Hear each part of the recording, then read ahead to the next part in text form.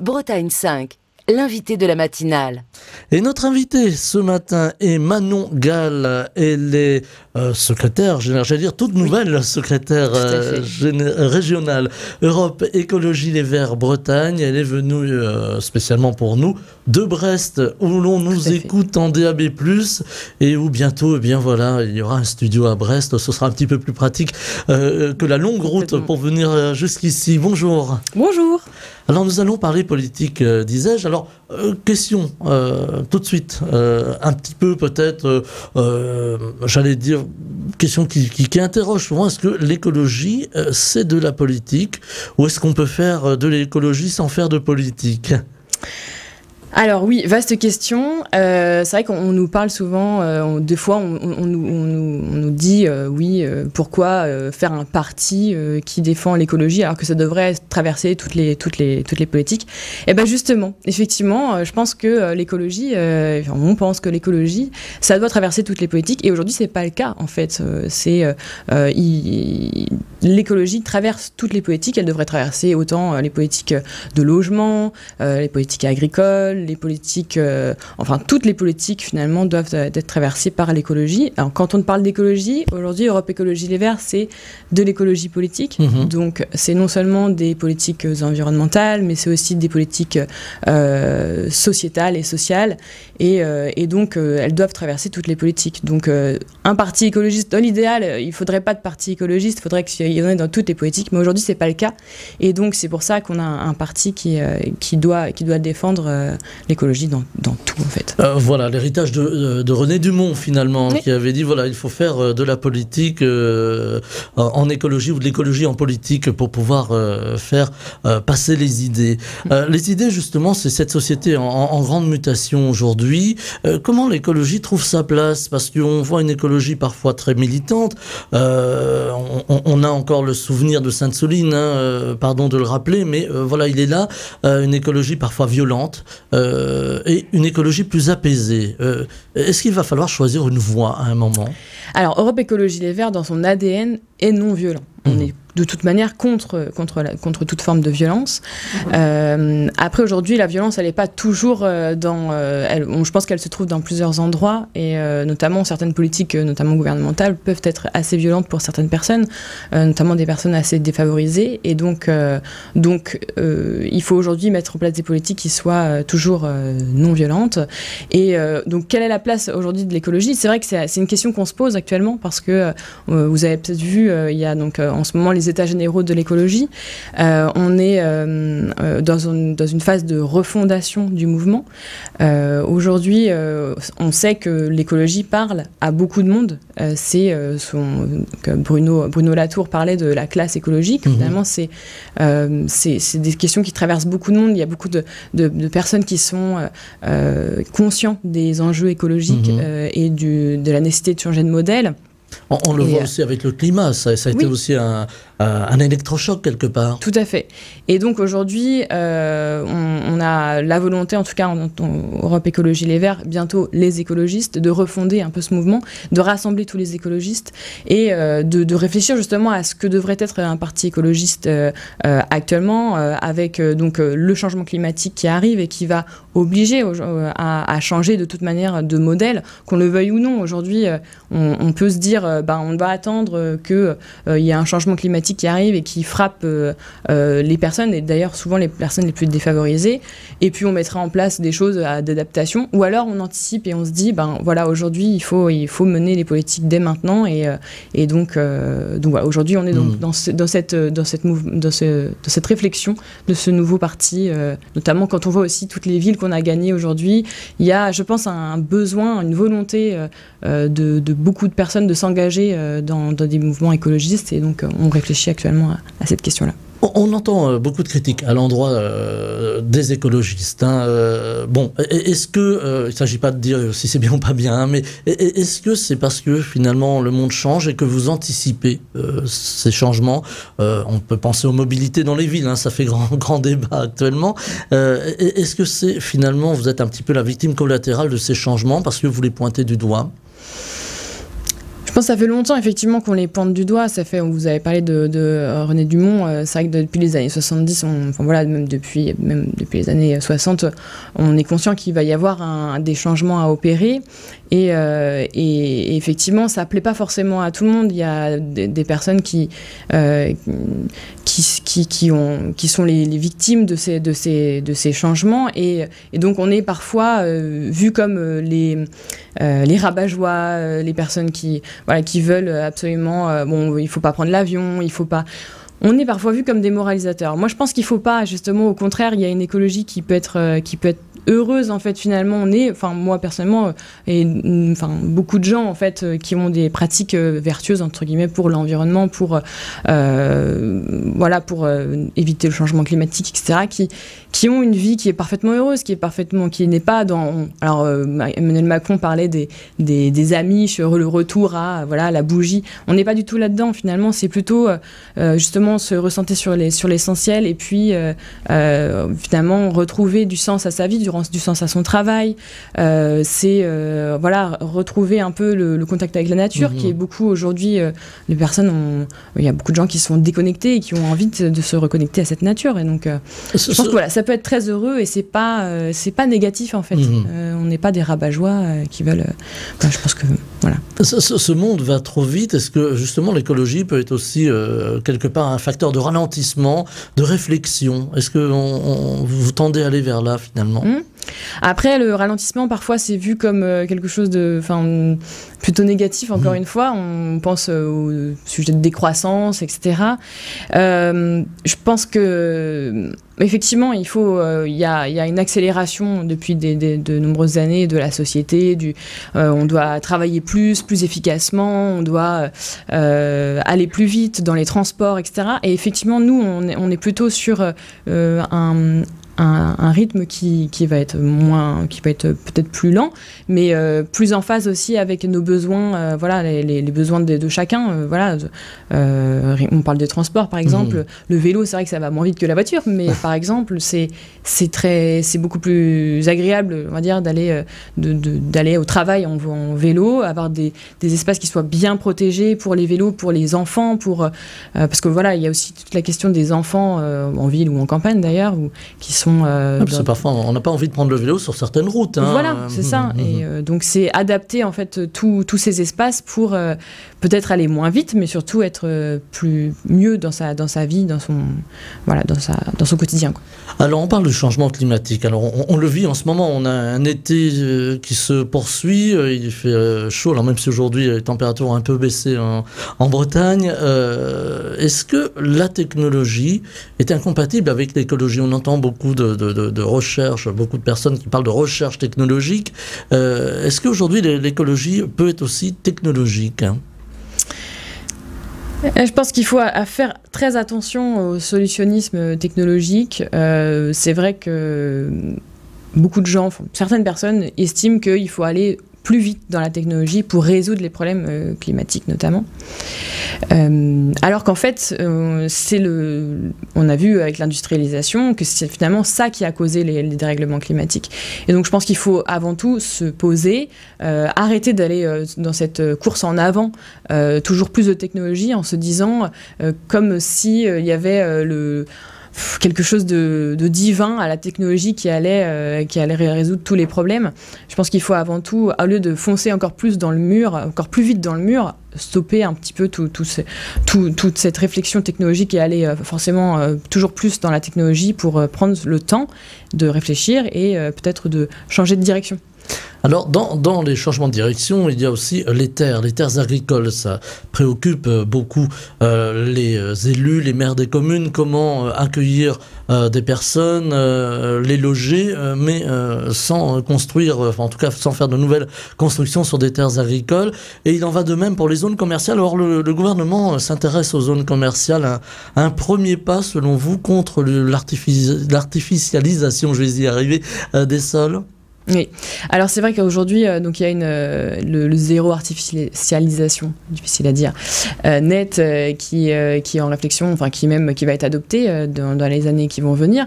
C'est vrai que c'est quelque chose qui inquiète notamment beaucoup les maires. Je sais que c'est une inquiétude parce que il y a effectivement une volonté d'attirer des nouvelles personnes sur les territoires et donc on passe par la construction toujours de plus de logements notamment, et donc on artificialise les sols, notamment les terres agricoles. Or, je pense que là, il faut faire vraiment attention à cette question de l'artificialisation des sols, parce que on sait que donc il y a effectivement la question de l'alimentation, forcément, avec l'agriculture qui est aujourd'hui, on a vraiment un besoin toujours de produire quand même de l'alimentation, et puis on a aussi tout ce qui est les puits de carbone. Voilà, il faut faire vraiment attention à l'artificialisation qui, quand on artificialise, on réduit le nombre de terres agricoles pour se nourrir. On a une problématique aussi sur tout ce qui était réchauffement climatique. Il faut les terres qui ne sont pas artificialisées, elles gardent le carbone et puis elles rafraîchissent aussi. On arrache souvent des arbres. Elles rafraîchissent les espaces. Et donc, dans ce cadre-là, effectivement, il y a une problématique de logement. Parce que, en fait, en Bretagne, notamment en Bretagne, il y a effectivement un problème de logement notamment des Bretons et des Bretonnes, mais la question, elle n'est pas forcément du nombre de logements, parce qu'en fait, on voit qu'il y a beaucoup de logements qui sont encore vacants, et surtout, il y a une problématique, notamment dans les littoraux, de logements qui est destiné au tourisme ou des résidences secondaires. Et aujourd'hui, il y a vraiment une question à poser là-dessus, sur finalement, est-ce qu'il ne faut pas qu'on réserve un peu plus les logements aux Bretons, Bretonnes, enfin à ce qu'on a en Bretagne, aux locaux. Voilà. Ça, c'est aussi une question écologique, finalement. Cette question du logement, de réserver là aussi les logements aux locaux pour qu'il y ait moins de transport, qu'on soit plus près de son travail, finalement. De son travail, oui, c'est clair. Aujourd'hui, pendant très longtemps, on a fait des grandes routes pour accéder aux espaces, aux emplois, aux villes notamment, et donc de plus en plus, les personnes ont habité de plus en plus loin, notamment parce que le logement en ville est de plus en plus cher aussi. Aujourd'hui, il y a vraiment un enjeu à réhabiter dans les villes, mais aussi dans les campagnes, ou au contraire, garder de l'activité économique dans les campagnes pour justement permettre aux gens d'habiter dans les campagnes, et en tout cas près de leur lieu de travail. Il y a un enjeu là-dessus. La campagne, c'est l'agriculture, c'est un sujet sensible ici en Bretagne, au moment où s'ouvre le salon de l'élevage à Rennes. Est-ce que les écologistes arrivent à discuter avec les agriculteurs? Alors j'entends les agriculteurs qui font de l'agriculture, alors on va peut-être pas dire intensive, mais enfin classique. Conventionnel, comme on dit. Conventionnel, voilà. Alors oui, bien sûr, on parle évidemment avec les agriculteurs. Alors, le dialogue est facile? Le dialogue est facile. Je ne sais pas s'il est facile. Déjà, il y a plusieurs agricultures. Il y a des agricultures qui sont plus ou moins effectivement respectueuses de l'environnement. Tout ce qui est évidemment l'agriculture biologique, on a énormément de facilité à travailler avec ces agriculteurs-là, mais il y a vraiment un enjeu aussi à travailler avec les agriculteurs qu'on dit conventionnels, parce qu'en réalité, aujourd'hui, c'est eux qui sont les victimes de l'agro-industrie, que ce soit avec de la dépendance aux pesticides, aux engrais, mais également qui sont victimes aussi au niveau de leur santé. On sait qu'aujourd'hui, il y a de plus en plus d'études qui sortent sur les conséquences d'utilisation des pesticides et des engrais sur la santé humaine. Donc il y a vraiment un enjeu à discuter avec ces agriculteurs-là, et surtout les accompagner dans un changement de pratique. S'il y a un changement de pratique à mettre en place, c'est que au niveau en Bretagne, on a une question sur la qualité de nos eaux, qui sont forcément dont l'agriculture a un impact sur cette qualité des eaux, et donc il y a un vrai enjeu à aller travailler avec eux, à aller discuter avec eux, justement pour accélérer cette transition, comprendre quels sont leurs enjeux, parce qu'ils ont des enjeux notamment avec l'extension de leurs exploitations. Il y a des dettes, etc. Donc il y a forcément une obligation. Il y a un enjeu économique. Il y a un enjeu économique qu'il ne faut pas nier. Et donc, moi, je pense qu'il y a vraiment un enjeu à aller discuter avec les agriculteurs qui nous nourrissent aujourd'hui. Et là-dessus, on le nie pas. Mais il y a un vrai enjeu aussi de transition. Et donc, c'est pour ça que oui, on est ouvert à la discussion. Au contraire, on a envie de travailler avec tous les agriculteurs. Alors on parlait de l'eau, phénomène préoccupant que les algues vertes que l'on voit sur nos plages depuis de nombreuses années. Alors là aussi, il ne s'agit pas de pointer du doigt un tel ou un tel, mais voilà, elles sont là, ces algues vertes aujourd'hui. Comment prendre le problème finalement? Parce qu'on a l'impression que ça n'arrête jamais. Oui.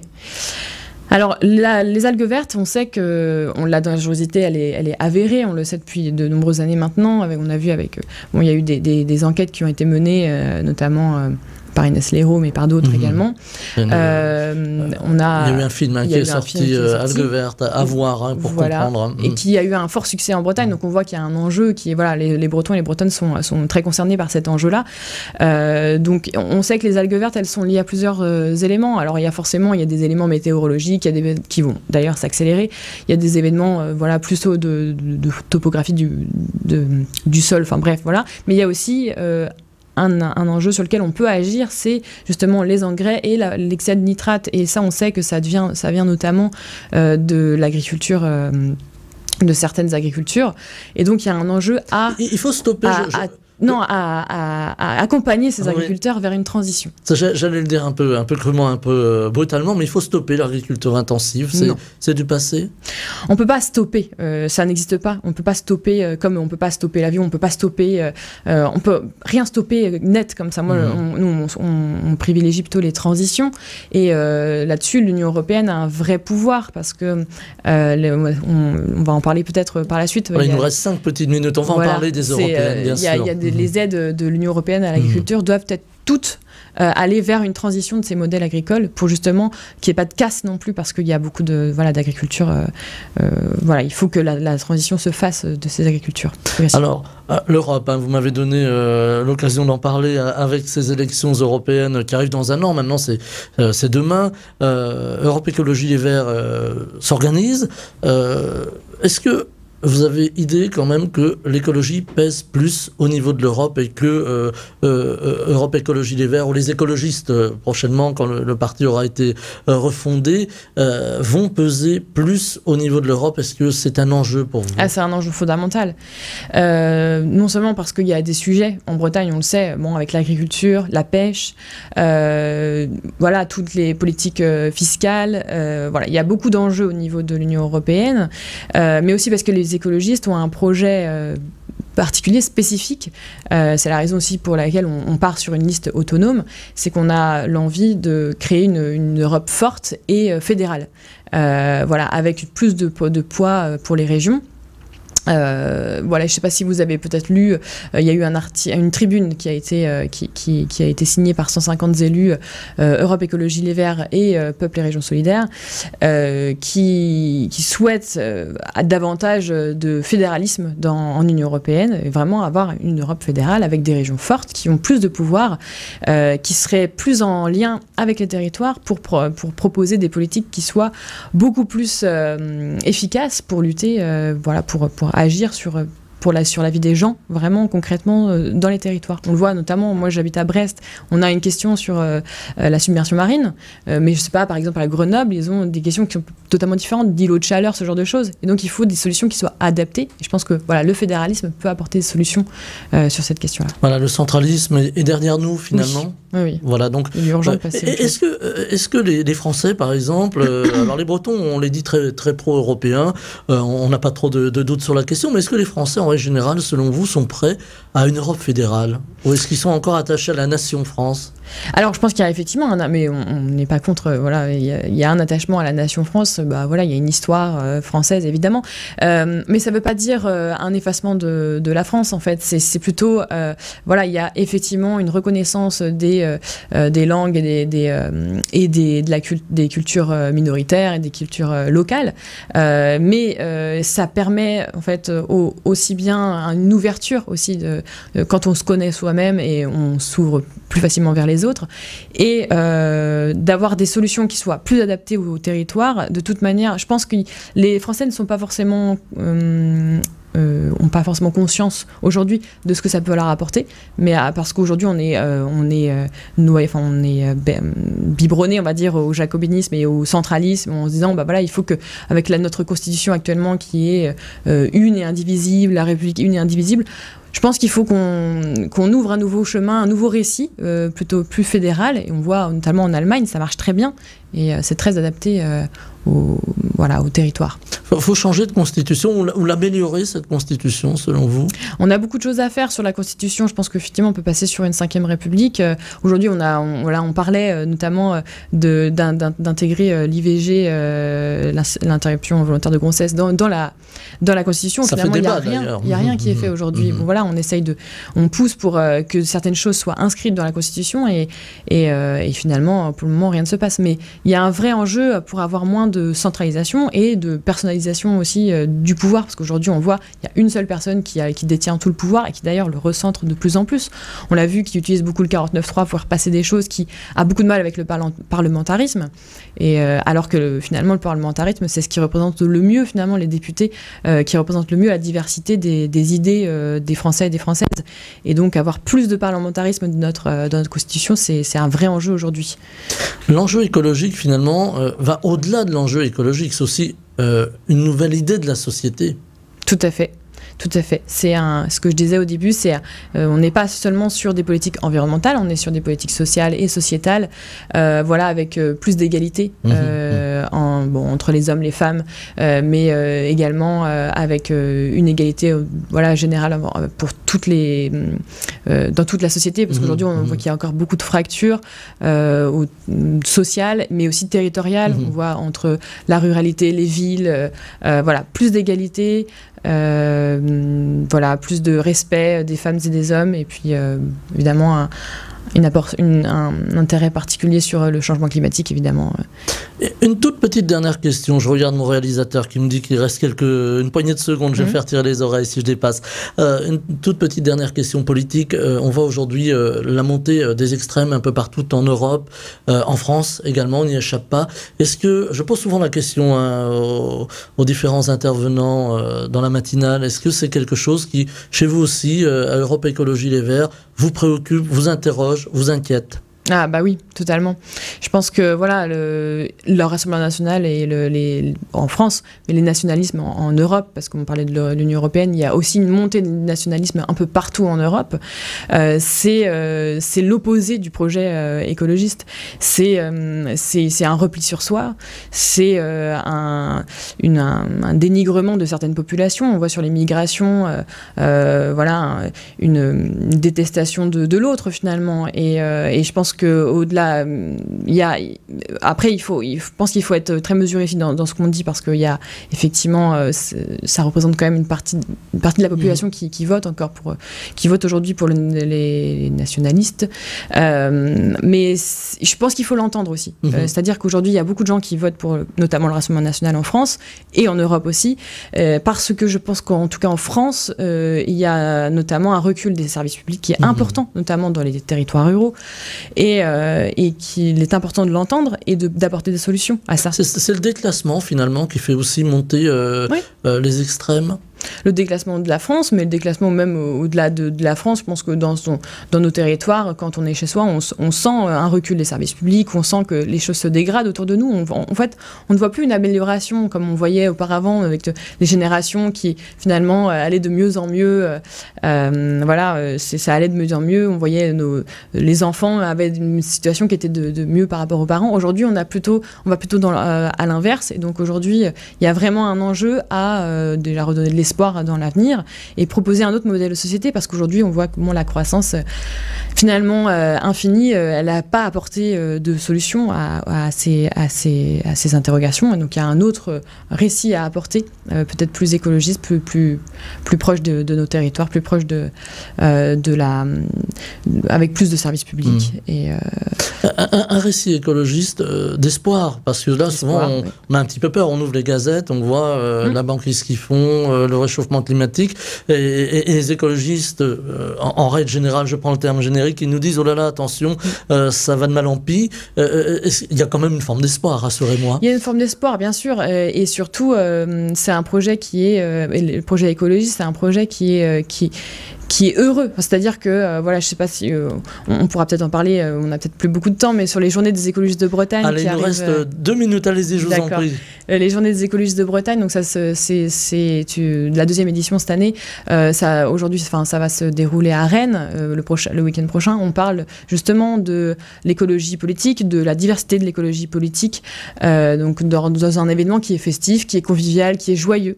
Et on va y parler justement de l'artificialisation des sols, mais on parle aussi, par exemple, on a des ateliers, des visites d'aires de jeu inclusifs, on a des ciné-débats, on a plein de choses très positives en fait qui se dégagent de tout ça. Voilà, je pense c'est un projet qui va plutôt dans le bon sens et dans la positivité et la joie, voilà, la connexion avec la nature, le fait d'être plus en phase avec ses besoins, réfléchir sur le travail, sur la place du travail dans la vie. Voilà, il y a plein de choses très positives à y découvrir. Voilà les journées des écologistes, des écologies plus exactement de Bretagne, qui se tiennent à Rennes les 16 et 17 septembre, hein, voilà. Tout à fait. Il fallait en dire un mot, évidemment. Manon Gall, secrétaire régionale Europe Écologie Les Verts Bretagne, toute nouvelle secrétaire, vous êtes arrivée en juin, je crois. Tout à fait. Voilà. Donc, un grand chantier devant vous, et puis merci infiniment d'être venu au micro de Bretagne 5. Vous êtes venu de Brest, oui. Alors que paradoxalement, Bretagne 5 émet en DAB+, à Brest depuis une petite semaine maintenant. Voilà, la prochaine fois, je vous promets, ce sera dans le studio brestois. Oui, j'ai hâte. Merci infiniment et je vous souhaite une très belle journée. Merci à vous. Bretagne 5 matin, Stéphane Hamon.